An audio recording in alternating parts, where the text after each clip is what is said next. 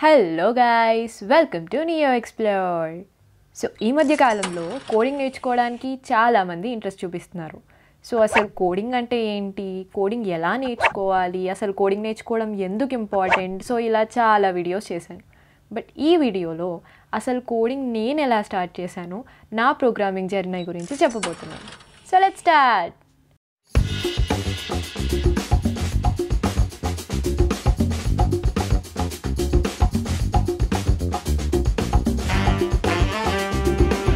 So బేసిక్గా intermediate వరకు కూడా నాకు ఈ కోడింగ్ అంటే అసలు ఐడియా లేదు, ఎప్పుడు వినలేదు కూడా.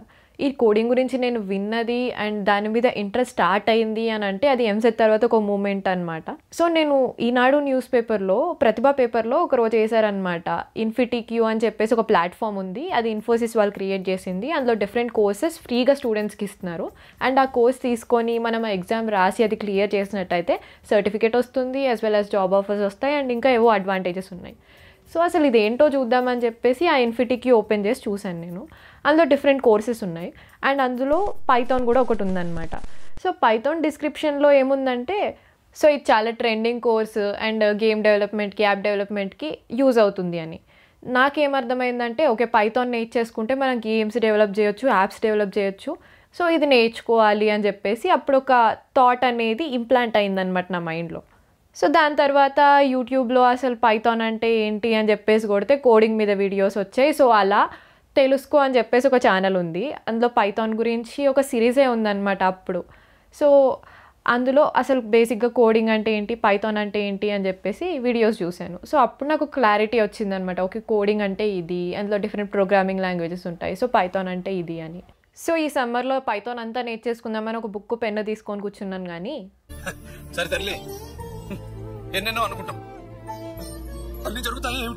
సో ఆ తర్వాత నాకు ప్రోగ్రామింగ్కి బాగానే గ్యాప్ వచ్చింది అండ్ మళ్ళీ నా లైఫ్లోకి కోడింగ్ రీఎంట్రీ ఇచ్చిందంటే బీటెక్ ఫస్ట్ ఇయర్ సెకండ్ సెమ్లో. సో అప్పుడు మాకు ప్రాబ్లమ్ సాల్వింగ్ యూజింగ్ ప్రోగ్రామింగ్ అని చెప్పేసి ఒక సబ్జెక్ట్ ఉందన్నమాట. బై గాడ్స్ గ్రేస్ పీపీఎస్కి మాకు ఎక్సలెంట్ ఫ్యాకల్టీని పెట్టారు. సో ఆవిడ చాలా బాగా చెప్పేవారు అండ్ చాలా స్ట్రిక్ట్ కూడా. అండ్ మేబీ అందుకేనేమో కాన్సెప్ట్స్ విషయంలో కొంచెం క్లియర్గా ఉండే మేమంతా కూడా. సో ప్రోగ్రామింగ్, ఆ ఇంట్రెస్ట్, ఆ ఎక్సైట్మెంట్ లెవెల్ కూడా పీక్స్లో ఉండే. హలో వరల్డ్ ప్రోగ్రామ్ రాసే వరకు కూడా అదే మెయింటైన్ చేశాను. అండ్ వన్స్ ఆ స్టేజ్ కంప్లీట్ అయిన తర్వాత డేటా టైప్స్ అని, మెమరీ బైట్స్ అని, రేంజ్, అర్థమెటిక్ ప్రిసిడెన్స్, ఇలా ఒకదాని వెనకాల అన్నీ వచ్చి పడ్డాయి. సో మైండ్ బ్లాక్ అయింది అవన్నీ వినగానే. యాప్ డెవలప్మెంట్ అన్నారు కదా, ఇవన్నీ ఏంటి అని అనిపించింది. అండ్ అక్కడి నుంచి మన ప్రోగ్రామింగ్ కష్టాలు స్టార్ట్ అయ్యాయి అన్నమాట. సో థియరీ పార్ట్ అంతా ఇలా ఉంటే ల్యాబ్ సెక్షన్ ఉంది. సో ఫస్ట్ వచ్చేసి హలో వరల్డ్, అడిషన్, సబ్ట్రాక్షన్ ఇలాంటి చిన్న చిన్న ప్రోగ్రామ్సే ఉండే ఫస్ట్ వీక్. సెకండ్ వీక్ నుంచి వచ్చేసి మనకు కొంచెం డిఫికల్టీ లెవెల్ పెరుగుతుంటుంది అనమాట. అంటే లైక్ ప్యాటర్న్స్ ప్రింట్ చేయడం, ఫిబోనాకీ సిరీస్, సో ఇలాంటివన్నీ కూడా. సో ఎన్నిసార్లు నేర్చుకొని వెళ్ళినా కూడా రన్ను కొట్టగానే టకటక ఇన్ని ఎర్రర్స్ వచ్చేసేవి. ఆ ఎర్రర్స్ అన్నీ రెక్టిఫై చేసుకుంటూ అవుట్పుట్ వచ్చేలాగా ప్రోగ్రామ్ చేయాలంటే చుక్కలు కనిపించేవి అసలు. సిల్లీ మిస్టేక్స్ చేసి ప్రోగ్రామ్ అంతా ఎర్రర్స్ తెప్పించినందుకు, ప్రోగ్రామ్ చేయడం మానేసి అందరితో ముచ్చటేసినందుకు బాగానే తిట్లు పడ్డాయి నాకైతే ల్యాబ్లో. అప్పుడు పెద్ద ట్రాజడీ లాగా అనిపించింది కానీ ఇప్పుడు మాత్రం చాలా మెమరబుల్గా అనిపిస్తుంది. సో ఇలా కష్టాలు పడుతూ అండ్ అలా ఎర్రర్స్ రెక్టిఫై చేస్తూ ఏదో అలా మేనేజ్ చేసేదాన్ని అనమాట. కాకపోతే నేను చేసిన మంచి పని ఏంటంటే, నా ల్యాప్టాప్లో డేవ్ C++ డౌన్లోడ్ చేసిన దగ్గర నుంచి టైం ఉన్నప్పుడల్లా ఏదో ఒకటి ఎక్స్పెరిమెంట్ చేసేదాన్ని అనమాట. అంటే ఫస్ట్ హలో వరల్డ్ ప్రింట్ చేశాను అండ్ దాని తర్వాత hello Vishalakshi, welcome to programming world అని, ఐఎమ్ ఏ ప్రోగ్రామర్, ఇలా ఏదో క్రేజీ స్టఫ్ అంతా కూడా ప్రింట్ చేసి చూసుకునేదాన్ని అనమాట. ఎందుకు చేశానో తెలియదు కానీ ఆ ప్రింట్ స్టేట్మెంట్లోనే 2 టేబుల్ అంతా రాసి ప్రింట్ చేశాను అనమాట. సో ఫస్ట్ టైం ప్రింట్ చేసినప్పుడు టేబుల్ అంతా ఒకే లైన్లో వచ్చింది. సో ప్రాపర్ ఫార్మాట్లో రావాలని /n యూజ్ చేశాను అండ్ ఒక లైన్ గ్యాప్ ఇద్దామని 2 times /n యూజ్ చేశాను. అండ్ ఇలానే కొన్ని రోజుల తర్వాత లూప్స్ నేర్పించిన తర్వాత for loop, while loop, do while loop use చేసి మళ్ళీ సేమ్ టేబుల్ ప్రింట్ చేశాను. అండ్ తర్వాత అరేస్ నేర్పించిన తర్వాత ఒక్కో బ్లాక్లో ఒక్కో నంబర్ పెట్టి మళ్ళీ టేబుల్ ప్రింట్ చేయడానికి ట్రై చేశాను. సో ఇలా డిఫరెంట్గా నేనే అటు మాడిఫై చేసి ఇలా మాడిఫై చేసి అవుట్పుట్ ఏమొస్తుందో చూద్దామని చెప్పి ఊరికే ట్రయల్స్ చేసేదాన్ని అనమాట.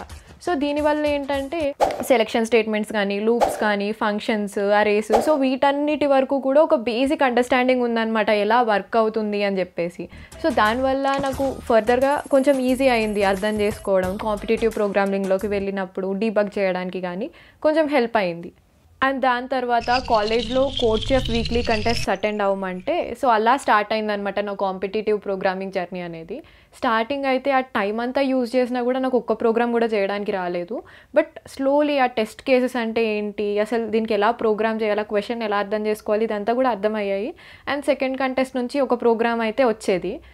అండ్ తర్వాత 2 ప్రోగ్రామ్స్ వచ్చేవి. అండ్ నాకు తర్వాత అర్థమైంది ఏంటంటే సీలో మనము అరేని స్టోర్ చేసుకోవడానికి కానీ, అరేలో ఎలిమెంట్స్ యాక్సెస్ చేయడం కానీ చాలా కష్టం. అండ్ టైం కాంప్లెక్సిటీ ఇష్యూస్ కూడా చాలా ఉంటాయి. సో పైథాన్కి స్విచ్ అయితే బెటర్ అని చెప్పి మా ఫ్రెండ్ అడ్వైజ్ ఇస్తే అప్పుడు నేను పైథాన్ నేర్చుకున్నాను లాక్డౌన్లో కోడ్కాడమీ అని చెప్పేసి ఒక వెబ్సైట్లో. అండ్ తర్వాత పైథాన్లో కాంపిటేటివ్ కోడింగ్ చేయడం స్టార్ట్ చేశాను. అండ్ స్లోలీ ఒక 4 to 5 కోడ్స్ వరకు చేయగలిగేదాన్ని కంటెస్ట్లో. అండ్ దాని తర్వాత కోడ్చెఫ్తో పాటే hacker rank and hacker earth కూడా స్టార్ట్ చేశాను. అండ్ స్లోగా హ్యాకర్ ర్యాంక్కి స్విచ్ అయిపోయాను. హ్యాకర్ ర్యాంక్లోనే చాలా కోడ్స్ చేసేదాన్ని. సో ఈ కాంపిటేటివ్ ప్రోగ్రామింగ్ చేయడం వల్ల లాజిక్ బిల్డింగ్ కానీ, ఈ సింటాక్స్ యూసేజ్ కానీ చాలా డెవలప్ అయ్యాయి. ఎందుకంటే మనం నార్మల్ ప్రోగ్రామ్స్ చేస్తున్నప్పుడు మనకు కొన్ని సింటాక్స్ వరకే ఐడియా ఉంటుంది అనమాట. ఇలా కాంపిటేటివ్ ప్రోగ్రామింగ్ చేస్తున్నప్పుడే కొత్త సింటాక్స్, లైబ్రరీస్ అన్నీ కూడా నేర్చుకుంటాం. మెయిన్గా ఈ కాంపిటేటివ్ ప్రోగ్రామింగ్ వల్ల ఈ కోడింగ్ అనేది బాగా ప్రాక్టీస్ అయ్యేది. అండ్ తక్కువ టైంలో కూడా చేయడం అండ్ టైం మేనేజ్మెంట్ కూడా పాసిబుల్ అయింది అని అంటే ఈ కాంపిటేటివ్ ప్రోగ్రామింగ్ వల్లే. అండ్ దాని తర్వాత లాస్ట్ ఇయర్ ప్లేస్మెంట్స్ వ్యూలో చూసుకుంటే geeks for geeks and LeetCode better అంటే గీక్స్ ఫర్ గీక్స్ అండ్ లీడ్ కోడ్లో కోడ్స్ ప్రాక్టీస్ చేసేదాన్ని. సో ప్రోగ్రామింగ్లో వచ్చేసి డేటా స్ట్రక్చర్స్ చాలా ఇంపార్టెంట్. బట్ డేటా స్ట్రక్చర్స్ని చాలా నెగ్లెక్ట్ చేశాను అండ్ నేర్చుకునేసరికి చాలా లేట్ అయింది. But still okay, I can manage.